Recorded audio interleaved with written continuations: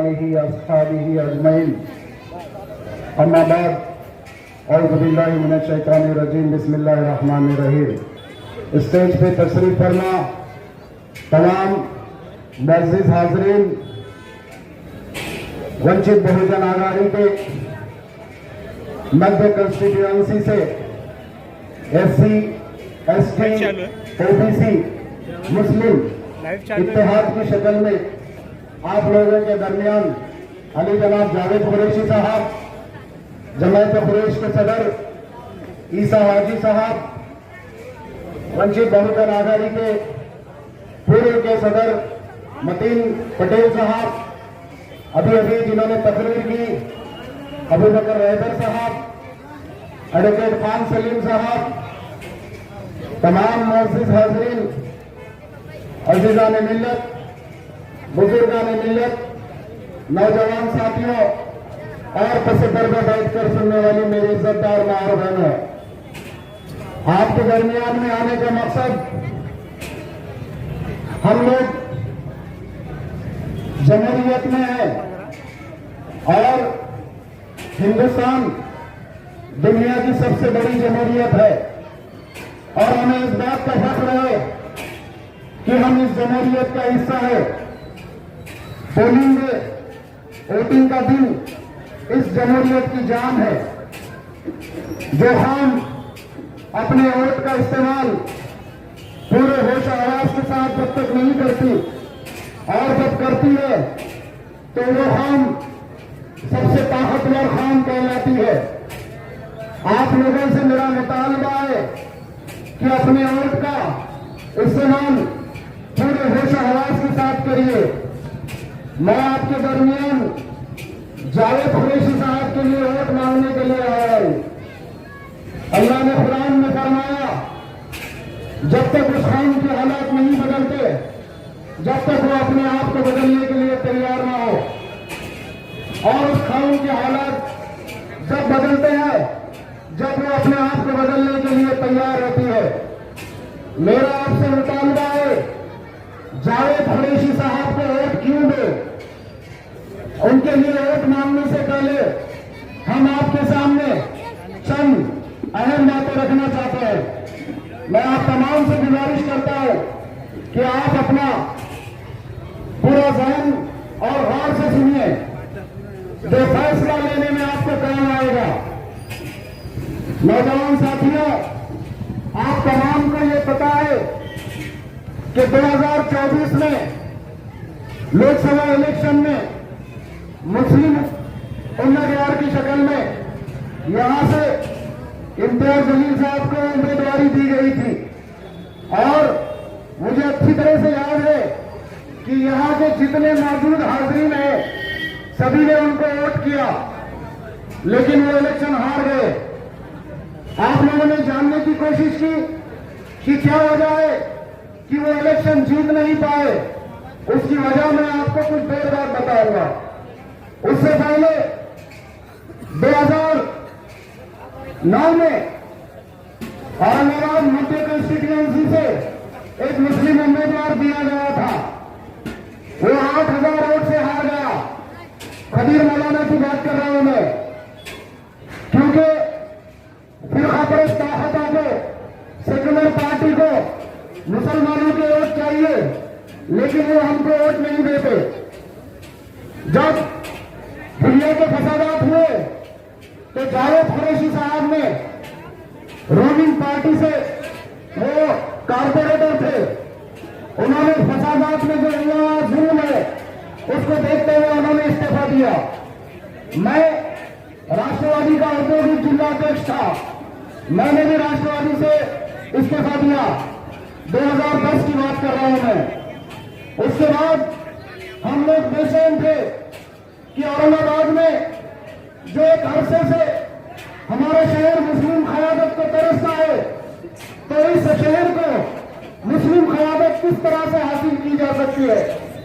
हमने strategic planning बनाई। एक सोचे समझे मंसूबे के तहत मैंने 2012 में मजलिस इत्तेहादुल मुस्लिमीन की बुनियाद रखी और उसकी सदारत साहब ने कबूल की। 2012 में हमने मजलिस इत्तेहादुल मुस्लिमीन का सफर शुरू किया। उसमें यहाँ पे स्टेज पे बैठे अबू बकर हैदर साहब, खान सलीम साहब, ईसा हाजी साहब, तमाम हाज़रीन हमारे साथ मौजूद थे। 2 साल मुसलसिल हमने अपना खून पसीना, हमारी मेहनतों को अंजाम दिया और 2014 में यहां से जब मजलिस इत्तेहादुल मुस्लिमीन मजबूत हुई तो उसके पीछे हमारी लालच किसी सत्ता, किसी कुर्सी को हासिल करने की नहीं थी। ना तो जावेद कुरैशी साहब ने कोई टिकट लिया, ना मैंने कोई उम्मीदवारी ली। हमने एक नया उम्मीदवार ये समझ के, काबिल समझ के उसको यहां से आमदार का इलेक्शन लड़ाया। आमदार 2014 में बनाया। उस आमदार बनने के पीछे क्या हिसाब था मैं आज आपको बताता हूं। सिर्फ मुसलमानों के एक आमदार बनने के लिए काफी नहीं थे। हमारी क़यादत पिछले 20 सालों से तरस रही थी कि मुस्लिम क़यादत यहां कम मिलेगी। उसके पीछे जो स्ट्रैटेजी थी वो ये थी कि दोनों फिरका परस्त ताकतें बच चुकी थी। प्रदीप जायसवाल अलग लड़ रहे थे शिवसेना से, किशन चंद तनवानी अलग लड़ रहे थे बीजेपी से। ये दोनों ने 22% एक फिरका परस्त बांट लिया, जिसपे हमारी 2012 से जहन था। उसके बाद अगर ये आमदार जीता है तो हमारी स्ट्रैटेजिक प्लानिंग थी जो 60,000 वोट से जीत गए और ये दोनों में 80,000 वोट बढ़ गए। मैं 4,000 वोट से हम जीत के आए और हमारा इत्तेहाद का बुनियाद हमने जो बोई थी वो मंशे में हम कामयाब हुए अल्हम्दुलिल्लाह। और उसके बाद हमारी ये गौर फिक्र थी कि हमने इत्तेहाद के लिए हमारा खून पसीना एक किया था। औरंगाबाद के गरीब मुसलमानों ने, गरीब नौजवानों ने अपनी जान माल एक जगह लगा के इत्तेहाद को एक किया था। 2019 में जब खासदार का इलेक्शन आया तो उस वक्त फिर दोबारा हमारे लिए चैलेंज हमारे सामने था, क्योंकि खासदार का इलेक्शन भी मुस्लिम वोट के बुनियाद पर जीतना नामुमकिन था। हम गौर फिक्र में थे।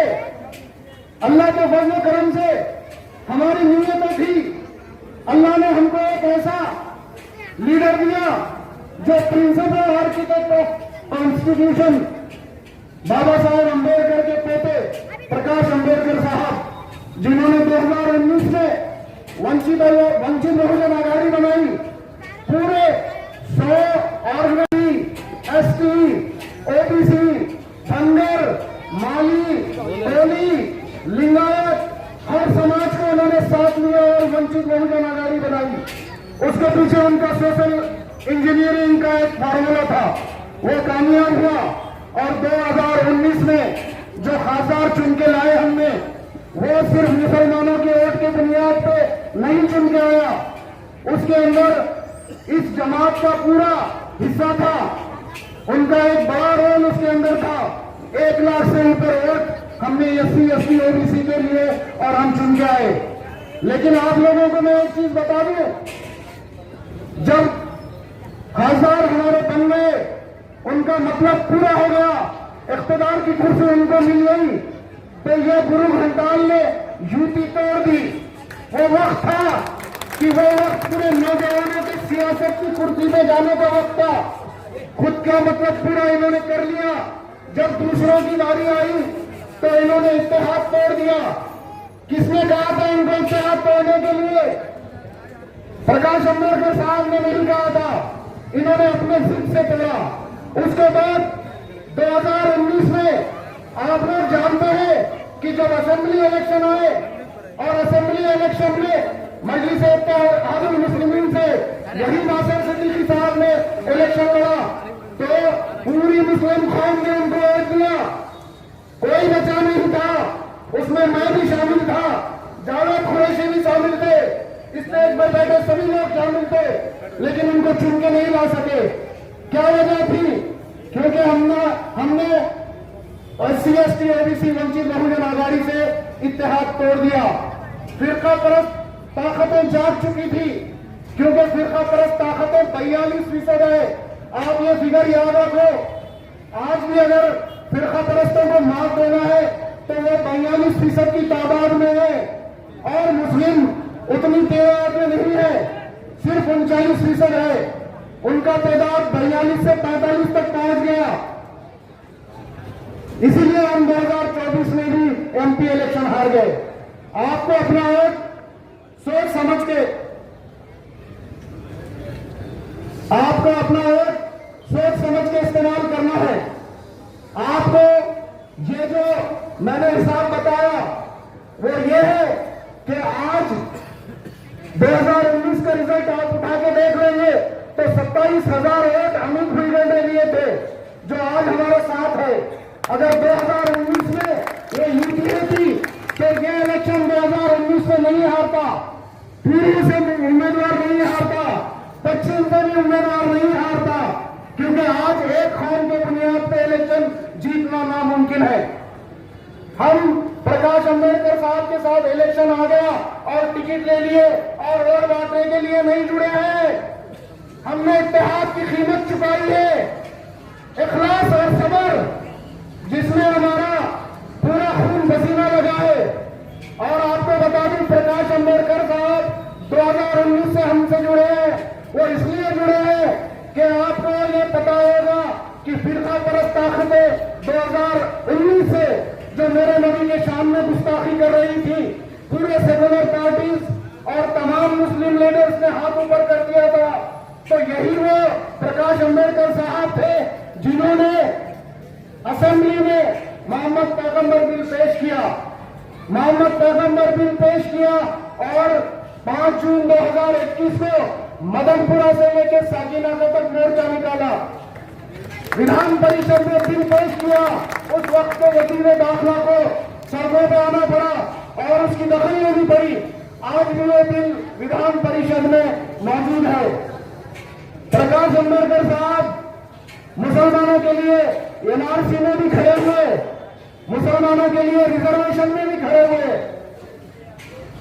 जब शेरे मैसूर टीपू सुल्तान के खिलाफ में कई फिरका परस्त ताकतों ने सर उठाए तो उस वक्त भी प्रकाश अंबेडकर साहब खड़े हुए। और हमारे औरंगाबाद की शान, हिंदुस्तान अखंड भारत पे हुक्म करने वाला वो बेताज बादशाह औरंगजेब, जिसका स्टेटस लगाने पे पुलिस केस कर रही थी, और यही खासदार साहब ये बोल रहे थे रजाकार आने गेले मेले कोई संबंध नहीं है हमारा इनसे। उस वक्त प्रकाश अंबेडकर हमारे साथ खड़े थे, क्योंकि औरंगजेब रहमतुल्लाह अलैह हमारी शान है। उन्होंने पूरे हिंदुस्तान में हुकूमत की, 12 लाख मुरब्बा किलोमीटर। आज भी कराची पाकिस्तान में बादशाही मस्जिद है, इंटरनेट पे आप देख लीजिए, शान से खड़ी है। अखंड भारत का अगर नक्शा किसी ने बनाया तो औरंगजेब रहमतुल्लाह अलैह थे। देवबंद के मदरसे में आज भी अखंड भारत का नक्शा लगा हुआ है। वो हमारी शान है, वो इस जमीन में पैदा हुए हैं। हमको इन फिरका परस्त ताकतों से लड़ना है। ये फिरका परस्त ताकतें मुसलमानों को कमजोर करने में लगी हुई है, दलितों को कमजोर करने में लगी हुई है, पिछड़ों को कमजोर करने में लगी हुई है। आए दिन आप लोग देख रहे हैं कि फिरका परस्ती का बीज औरंगाबाद के सरजमीन से बोएने का काम सभी फिरका परस्त ताकतें कर रही है। हमको फिरका परस्त नहीं चाहिए, हमको फिरका परस्ती नहीं चाहिए, हमको डेवलपमेंट चाहिए। आज देवेंद्र फडणवीस औरंगाबाद में आने के बाद वो वोट जिहाद की बात कर रहे हैं। वोट जिहाद, हम वोट जिहाद करेंगे और हम मुस्लिम बहैसियत एससी, एसटी, ओबीसी तुम जैसे फिरका परस्त को जमीन पर पटकने के लिए वोट जिहाद जरूर करेंगे। आप गृह मंत्री है, आप वो बात कीजिए। नेशनल क्राइम रिकॉर्ड ब्यूरो पे महाराष्ट्र हिंदुस्तान के 3रे नंबर पे है। क्राइम में सबसे ज्यादा ऊंचाई पे जा रहा है महाराष्ट्र। उसके हल की बात कीजिए, आप सिक्योरिटी की बात कीजिए। 1266 किसान हमारे यहाँ पे खुदकुशी कर रहे हैं, उनको आप राहत दीजिए। हमको फिरका परस्ती नहीं चाहिए।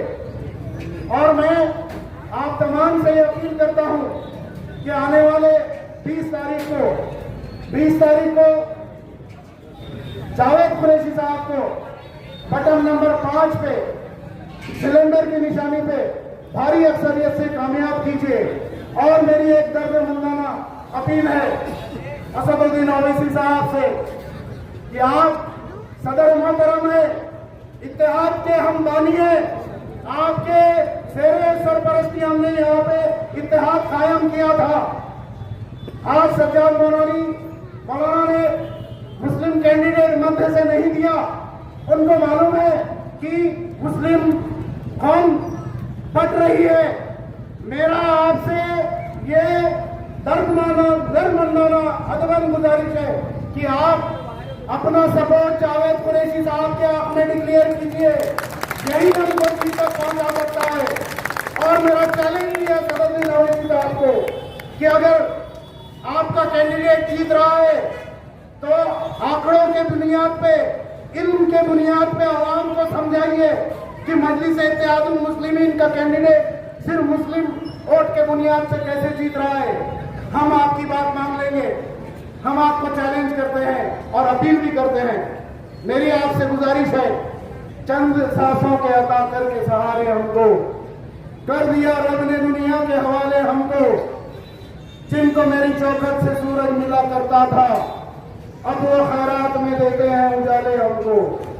हम हैं कमजोर मगर इतने भी कमजोर नहीं कि टूट न जाए कहीं बांटने वाले हमको, टूट न जाए कहीं काटने वाले हमको। वाखिर दावाना अल्हम्दुलिल्लाह रब्बिल आलमीन। कैमरामैन बैठ गए जी, सभा समझे जी, बैठ गए जी।